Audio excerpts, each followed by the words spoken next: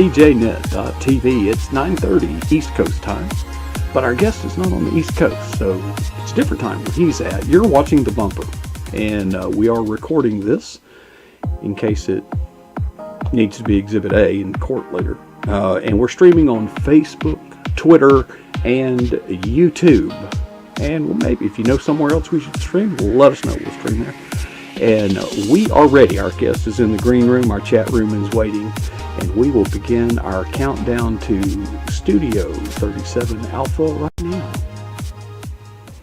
Well, that wasn't much of a countdown, was it? How'd that happen?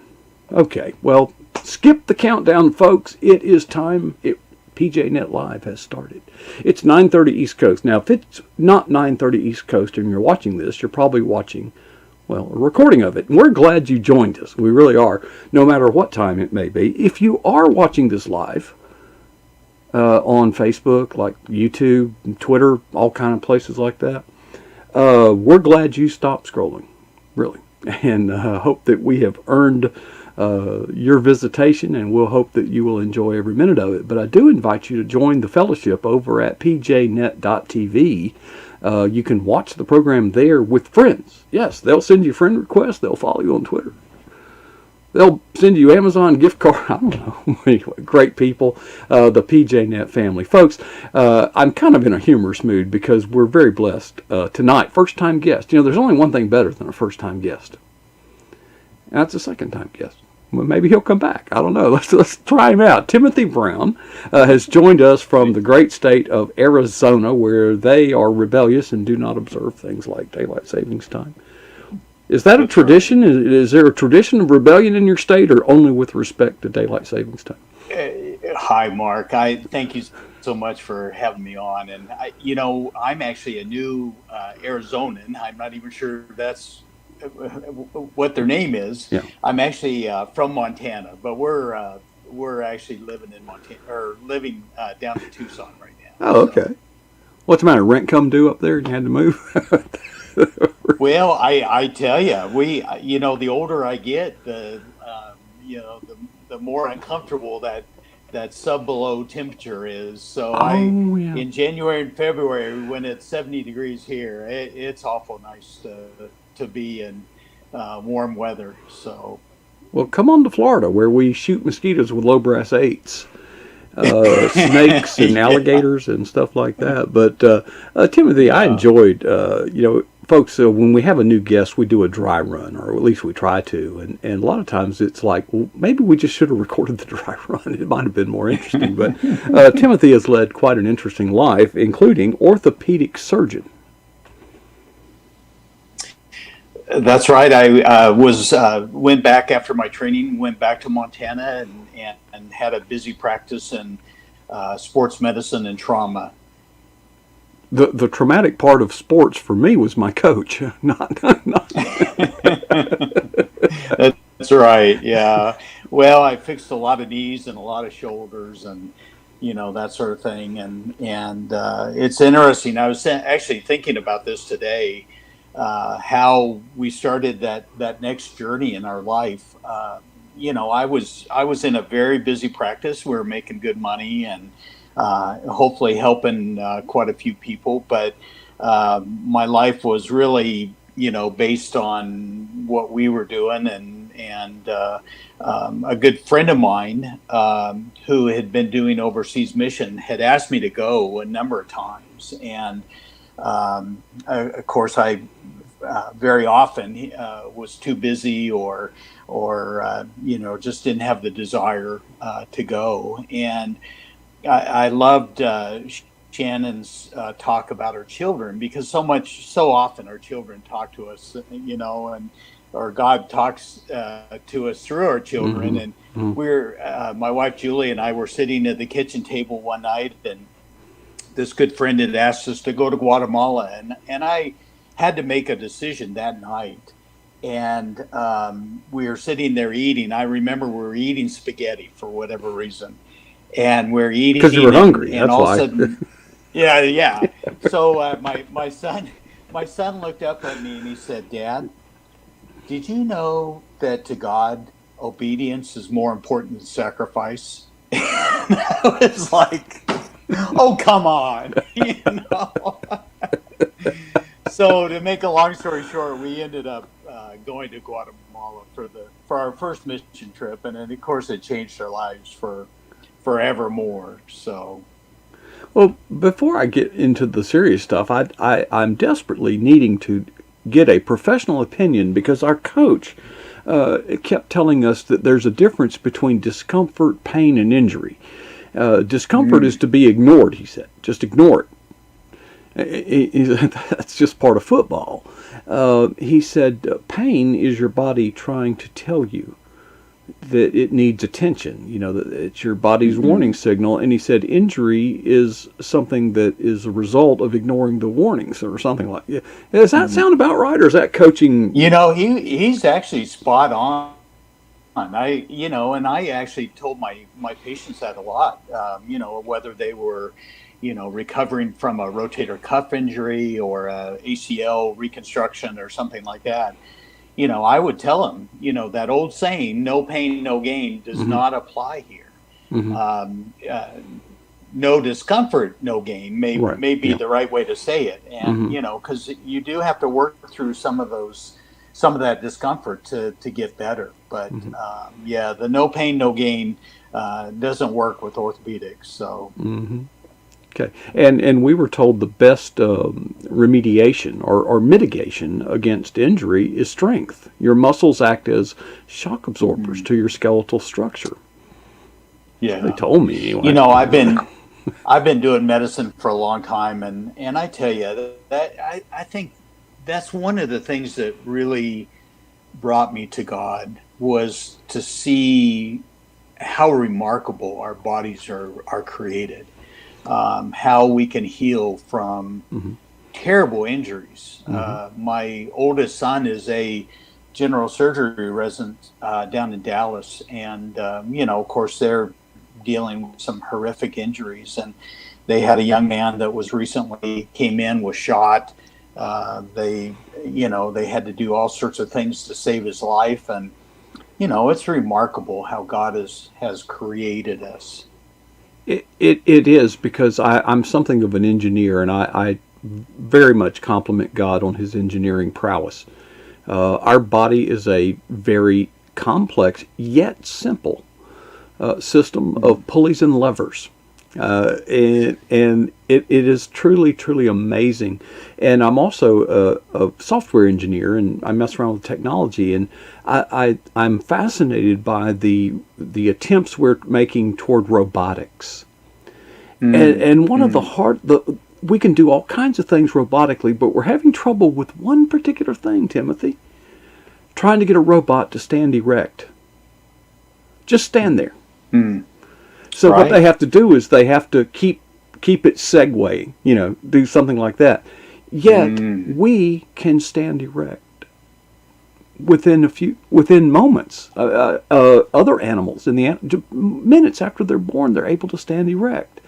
Yet with all that we're able to do, all of our technology, all of our we can't make a robot just stand there. Isn't that amazing? Yeah, that's you think of how our bodies can heal, and even like you said, stand. It's remarkable. We're fearfully and wonderfully made. For sure. We are and the human foot. I mean, I think there's as many bones in the foot as there is the rest of our body to facilitate just us standing. Timothy, you have practiced your orthopedic surgeon and all that kind of stuff in Montana, but you've also practiced it in other places in the world that you weren't paid quite as well. Yeah, that's one of the things that the retirement fund did not come with missionary work. Believe me, but I just know that we stored treasures up in heaven, and I'm so thankful that my wife and my 3 boys could travel with me for most of that, and it definitely has enriched our lives. So. I have had the opportunity to travel both as a tourist and on mission trips internationally. And I would be one of the first to say we've got some problems here in our country that we need to address. We need to address them fairly and quickly and earnestly. Mm-hmm. But go somewhere else, and you'll have a real appreciation of how good we've got it here. Yeah. I was in North Korea, and I've been in Huh? a number of difficult countries, countries with massive challenges. But you realize what our freedom means when you go to a country like North Korea, and you are told when to stand, when to sit, when to take a picture. It's I think it's hard for most Americans to understand, what the lack of freedom actually means to Mm-hmm. so much of the world. So, How did you get access to North Korea?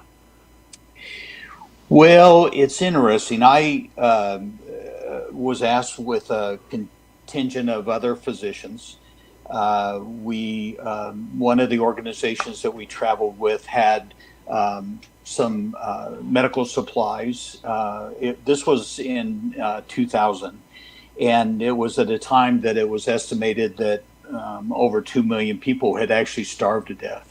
There was a huge drought and food shortage, and we were asked to come in to give some of our expertise.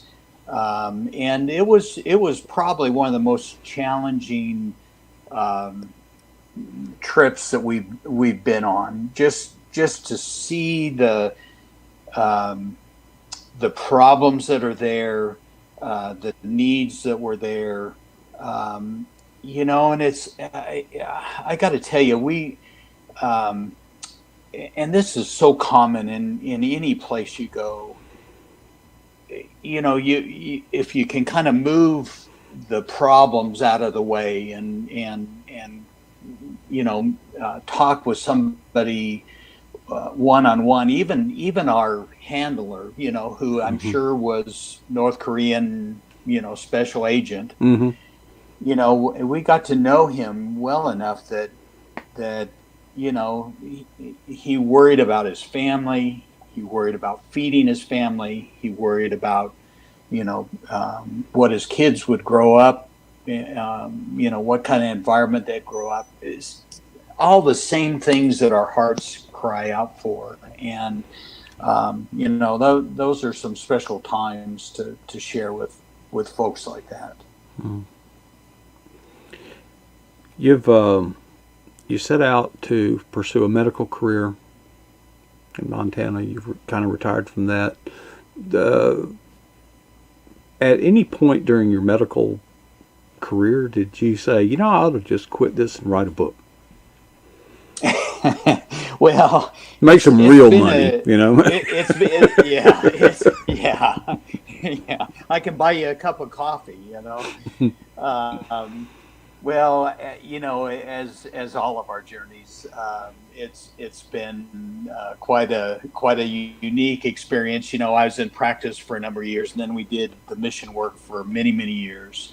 And when it was time, and we knew, God gives you those clues. It was time to move off the mission field, and for me, it was, now what? And I thought about going back into practice, although I had, really been kind of ruined by the work that we did, as far as, it was just a very basic of care. You didn't treat people based on insurance, or you just literally treated people on the basis of need. And so I decided, instead of going back into practice, that I would begin to write. And so I had written one book already, and then when we did step off the mission field, I decided that I want to. I love story. I love a good book. A Lee Child book, or even a Cleve Cussler book. Entertainment sort of factor. And so I wanted to be able to create a great story, but I wanted it also to be glorifying to our Father, to our Heavenly Father. And so what I decided to do was to create these stories, but then incorporate some of these, real to life stories, which I couldn't even make up in my own imagination. They're so fantastic, and incorporate some of those in a fictional manner into my books. And so that's what I've done for the first four books. They're medical thrillers, and but there's some real heart to them as well. So The one depicted behind me, the Book of Andy. Now I see an interesting fly tying exhibition. You fly fish?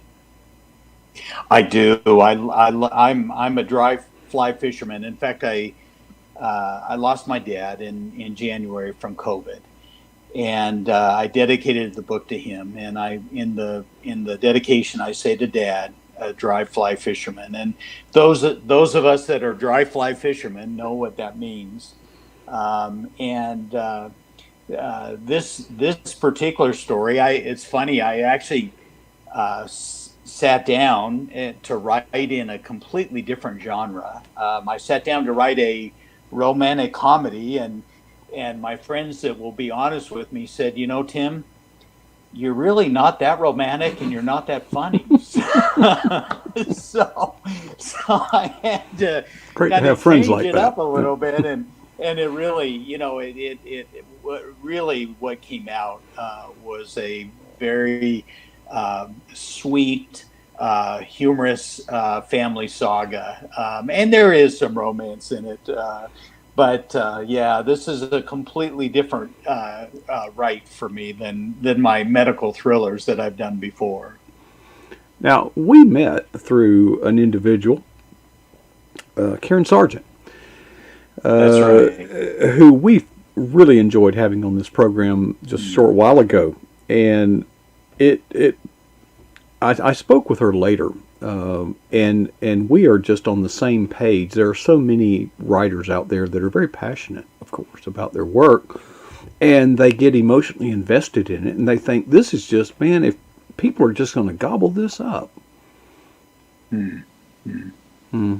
Not really.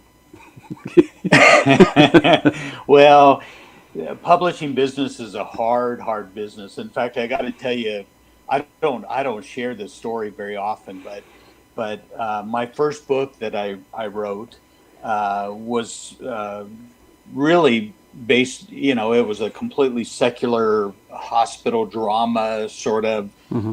story. And when we went to start medical missions, in a time of prayer, I felt like God was saying, I want you to ditch that book and start over. I want you to write my stories. And I literally trashed that book. I literally threw it in a fire, if you could believe that, and started over. And I just know, even though the publishing business is hard, I just know that, my stories, God's stories, are going to get to the right person at the right time, because they're full of hope, they're full of redemption, they're full of heart things, and I just know that they're going to get to the right person. And we talked about this a little bit, Mark. You do everything you can like it all depends on you, and pray like it all depends on God. And that's kind of what the course I've taken is, yeah, I want to get out and do book signings and be on Facebook and do all those things that I know how to do to market a book, but also know that God's going to do His part in that as well. So Yeah. Now this book, and I've criticized, and I asked some tough questions earlier. There's a difference between Christian fiction and fiction written by a Christian author. right. How would you characterize the Book of Andy? That's such a good question, because my first series is really based on Christian faith. They're really classified as Christian fiction. Although it's interesting. I've got a lot of people that read them and kind of go, yeah, I'm not sure about the faith part, but I love the story. Mm-hmm. This one I set out to write not as a Christian fiction per se, but it is, it's full of faith, it's full of love, and sometimes, that can point the way to the Heavenly Father. Well, there are several. I don't want to call them pagan. They're just not faith. They're not Christian books. But for example, the movies, the Hallmark, anything heartwarming, the Waltons. There's all kinds of stuff in our culture that's good, clean entertainment. But in there are messages. So one of the litmus tests that I try to at least make others aware of is if it's Christian fiction, there should be some biblical themes, not just in a broad stroke painted with, well, there's love and there's redemption, but the classic, in my opinion, or the gold standard, in my opinion, is the Chronicles of Narnia, where they incorporated actual biblical themes and put it in a different story. And I get chills to this moment thinking about how an unbeliever could watch a non-threatening movie, fiction, such as the Chronicles of Narnia. Right. And how I, as a Christian, could say, that's a 2,000-year-old story, sir. Except it's not a story, it actually happened. Right. Well, it's interesting that in the book of Andy, I actually started with a thought that and it really comes from the book of Job and how Job had everything and everything was taken away, and of course God restores it at the end. But I've often wondered, even in my own life, what if I have nothing and God gives me everything? Would I forget Him? And so that's kind of the basis of the story. And can we be content with where God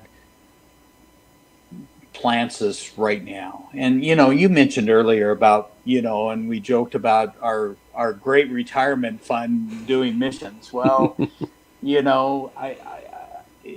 for me, it's a matter of saying, okay, this is what God has put.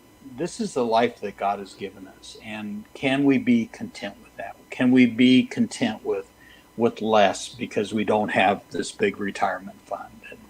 So that's the heart of where Andy kind of comes from.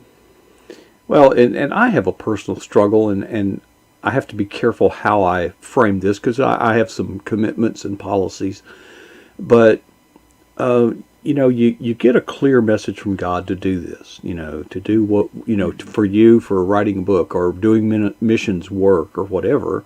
And for me, it's PJNet. But this stuff costs money, Timothy. Right. And so we get this yeah, but type attitude, but to do that, I need this and this and this. And it takes our eye off the prize. If God told you to do something, He's going to provide. Yet, when we go to do it, you have to make purchases to do the task at hand, and you get caught in this faith struggle. On the one hand, yes, God, I want to do it, but God, you got to send me some money. We've been fortunate in some of these experiences. I went from an orthopedic surgery salary to a missionary salary, and so I would have never, even as a surgeon salary, I would have never been able to travel the world and see the things that I've done. And here we took that step of faith and really stepped off the cliff. And my kids have all gone to college. They have beautiful families. We've traveled the world, and we made a fraction of what we could have. It kind of reminds me a little bit of a story. You probably know arthroscopy equipment, like when we go in for a knee, and we scope a knee, and that technology is very expensive. So a whole arthroscopy setup is probably anywhere from $80,000 to $100,000. And I actually was given a set by a company, and it was like my baby. I love doing scopes, and I love this equipment. And so we were down in El Salvador, and the doctor there said, man, I could really, really use that equipment. And it was a challenge. I just had to say, I don't know. And I wrestled and wrestled with it. And finally, right before we left, here you go. Here's this gift. And I thought, you know what? I'm never going to have another arthroscopy unit. It just broke my heart. We literally got home, and about 3 weeks after we got home, a person from one of the big companies called and said, this is so strange, but I have 3 arthroscopy units that I don't know what to do with. Could you ever use these? And so it was like a real test. It was like, okay, you're going to give away this cherished piece of equipment, and I'm going to see what you do with that, and then I'm going to bless you 3 times over. It is truly amazing. And if after that, if you question the existence or even the love of God, I honestly don't get it. I honestly don't get how people. I could tell similar stories of how God came through in such a miraculous way at the right time, and yet we doubt. And there's an unbelieving world out there. I remember a conversation. I know we're over time, but I remember a conversation. I would start these conversations at the bookstores where they're outside, where you can smoke. So you can start up a conversation out there.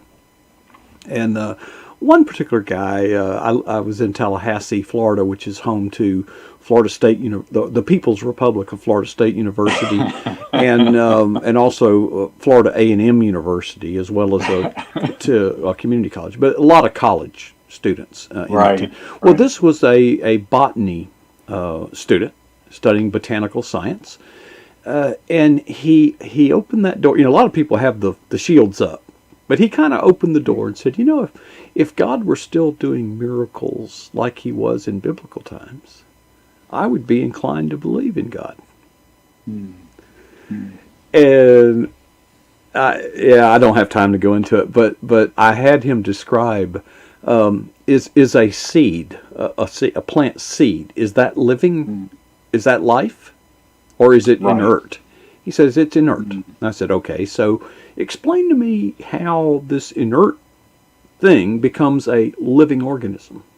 He says, oh, it's simple. And he says, you get in there, and the enzymes in the warmth of the sun, and he starts this science Dr. Bottle Stopper lecture on, And I said, well, that's a miracle. He said, no, it's not. I said, no, you haven't. He said, I just explained in scientific terms how it's not a miracle. I said, you explained nothing. You described the miracle. Right. You only described the miracle. Right. You didn't explain anything.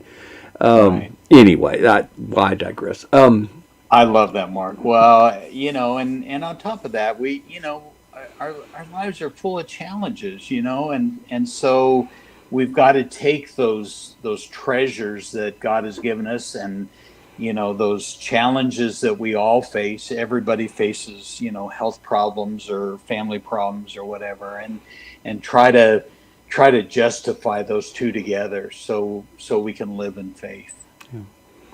Well, gosh, I could talk to you. You're an interesting guy, Timothy. Hey, you ought to write a book. Just so long as it's not a rom-com, because you're not very funny and you're not very romantic. Well, Timothy, I appreciate the time that you've shared. You know, folks, I was a little worried about the lighting. He's in Arizona, and earlier the light was very bright coming through his window, but I think that solved itself somewhere between now and then. But appreciate you sharing tonight, Timothy. It's been a real joy just sharing with you. Thank you, Mark. Thanks for having me on. All right, God bless you all. Glad to do it. Folks, there's the Eagle's Nest, the broadcast facilities that we use here at pjnet.tv, which is quite a miracle in and of itself if you think about it. But anyway, boy, what a great time we've had tonight. And we do this Monday through Thursday, 9 o'clock Eastern. We try to have 2 guests on, and we usually do. Maybe you would like to be a guest. Are you a Christian? Are you a born-again believer? We would like you to share your story, your walk with Christ. You have one? Let's not keep it a secret. Anyway, before I leave, anytime I have an opportunity to make a public address of any kind, regardless of this topic, regardless of the subject matter, I always end the same way. And many of you know what I'm about to say, but even though you've heard it before, it's no less important and no less profound. It has profoundly changed my life. What is the boldest thing that you have ever done for Jesus Christ? Now, I hope that you're not struggling, but perhaps you are struggling to come up with an answer for that. But either way, the second question is even more profound, because it is, how long ago was that? Folks, we're here for a short time. We're here on an important mission. A mission that is going to not require timidity, but rather courage. So I hope that none of us would be satisfied with our answers to either of those 2 questions.